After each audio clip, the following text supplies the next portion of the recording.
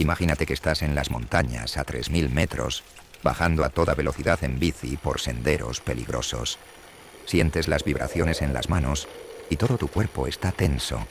Un viento frío y racheado te golpea mientras enfrentas curvas cerradas y obstáculos con el impresionante paisaje de los picos alpinos de fondo.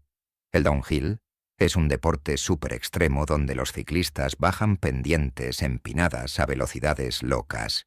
Pis, Duleda, Italia. Solo, un biker famoso subió hasta un pico a 2990 metros, justo en el corazón de los majestuosos Alpes. Andrei Stanley, que sube paisajes impresionantes en Instagram, sonreía de oreja a oreja en el video mientras se echaba la bici al hombro y mostraba un valle increíble al atardecer. Después, se metió por un camino peligroso. Parecía un juego viejo de celular, pero aquí el riesgo no era perder puntos, sino la vida. Se enfrentó solo a una parte súper empinada cuando un túnel se derrumbó desde unos 200 metros más arriba. Su cuerpo dio varias vueltas. Sufrió graves lesiones en la columna, un traumatismo craneal y una hemorragia interna. Cuando los rescatistas lo encontraron después de varias horas, estaba tirado al fondo del barranco, todavía con el casco puesto. Cerca estaban su bicicleta doblada y su teléfono, que aún tenía su última historia. En esa historia, él sonríe. Lo principal es no cometer sus errores y siempre mantener la cabeza clara. Ayrton Senna, el piloto brasileño de carreras, tricampeón mundial de Fórmula 1, que ganó 41 carreras, era conocido como un maestro de la clasificación, y la prensa le puso apodos como El Mago y Hombre Lluvia. El 1 de mayo de 1994 se estaba corriendo el Gran Premio de San Marino, una carrera del Campeonato Mundial de Fórmula 1 en el circuito de Imola, Italia. Este evento quedó marcado como uno de los fines de semana más oscuros y trágicos en la historia de la Fórmula 1. Senna decía que el auto se sentía inestable sin la suspensión electrónica. Aunque su rival había chocado el día anterior, estaba decidido a seguir corriendo en Imola. En la fatídica sexta vuelta, en la curva de Tamburello, Senna, que iba líder en la carrera, hacía todo lo posible por controlar el auto inestable. En ese momento, el volante falló por la presión. La columna de dirección del coche se rompió. Senna hizo un esfuerzo heroico para frenar el coche. ¡Oh, no! Chocó contra una barrera de cemento. Su carrera terminó ahí. Las imágenes de los pilotos sacándolo del coche destrozado se volvieron virales en todo el mundo. Más tarde, una empleada de la limpieza presente en Portugal recordó cómo la novia del piloto gritó: «En realidad, esto es bueno». Por fin Ayrton llegará a casa más temprano de lo usual, pero en cuestión de minutos se dio cuenta de lo grave que era. El profesor Sid Watkins, uno de los mejores médicos de esa época, llega al lugar del accidente. El cráneo está hecho trizas y la sangre sigue saliendo de debajo del casco. El equipo médico sabe que no hay forma de salvar al piloto. Uli Emanuele, el famoso base jumper italiano, un tipo que retaba a la gravedad y al miedo.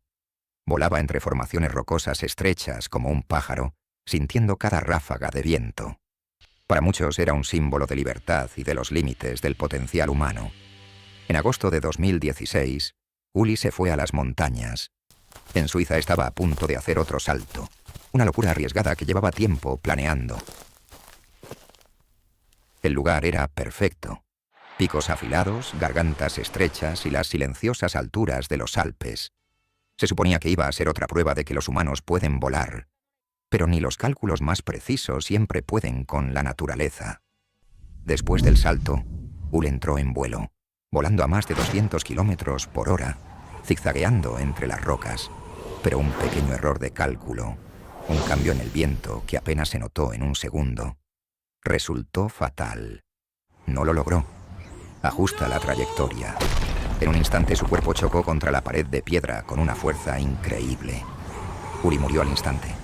Según los rescatistas, el impacto fue monstruoso. A unos 200 kilómetros por hora, Uli se estrelló contra la roca con el hombro y el pecho izquierdos.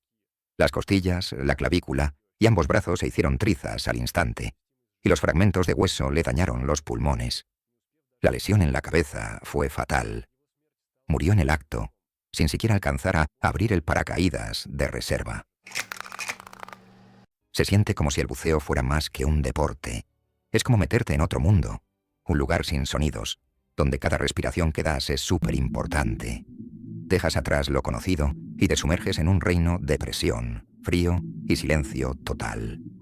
Ahí no mandan los humanos, sino el agua. Un paso en falso. Y te recuerda quién lleva la batuta en este abismo. Yuri Lipski, un buzo experimentado e instructor, un tipo que se ha pasado la vida bajo el agua. En abril del 2000 llegó a Egipto, al famoso Blue Hole en Dahab, un lugar que atrae a buzos de todo el mundo y muchos de ellos se fueron para siempre. Yuri tenía un objetivo atrevido: pasar por el arco a 60 metros de profundidad.